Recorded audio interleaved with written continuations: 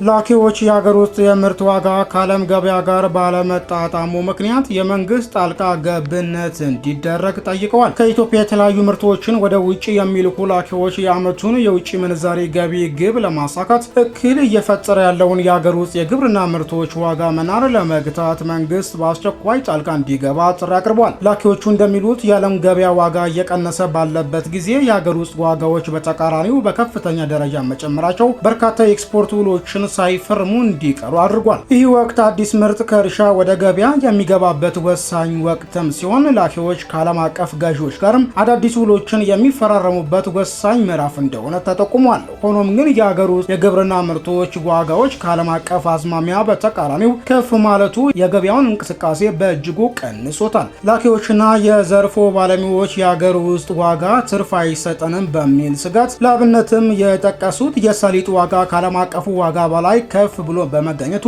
ብዙዎች ወደ ጥበቃና እይታ ስልት እንዲገቡ አድርጓቸዋል ብለዋል። ይህ ሁኔታ በንግድና ቀጠናዊ ትስስር ሚኒስቴር ቁጥጥር ስር ያሉ የተለያዩ የግብርና ምርቶች የውጭ ምንዛሬ ገቢ የማስገኘት አቅም ላይ አሉታዊ ተጽዕኖ አሳድሯል። ላኪዎች ለችግሩ መባባስ አንዱ ምክንያት ሚኒስትሩ በየሳምንቱ የሚያወጣው አመልካች ዋጋ ከዓለም አቀፍ መመዘኛዎች ጋርም ተቀራርቦ አለመውጣቱ መሆኑን ይናገራሉ። ይህ የተዛባ አመልካች የሀገር ውስጥ አቅራቢዎችና አርሶ አደሮች ከእውነታው የራቁ ከፍተኛ ዋጋዎችን እንዲጠብቁና ምርታቸውን ለኤክስፖርት ከመልቀቅ እንዲቆጠቡ ምክንያት ሆኗል። የዘርፉ ባለሙያዎች የሀገር ውስጥ ገበያው መዛባቱን ያረጋገጡ ሲሆን የዋጋ መቆጣጠርም ከታችኛው እርከን አስቸጋሪ ቢሆንም መንግስት የገበያ ተዋናዮችን ትክክለኛውን የዓለም አቀፍ ዋጋም መረጃ እንዲያገኙ የመስራትን መከታተል ኃላፊነት አለበት ብለዋል።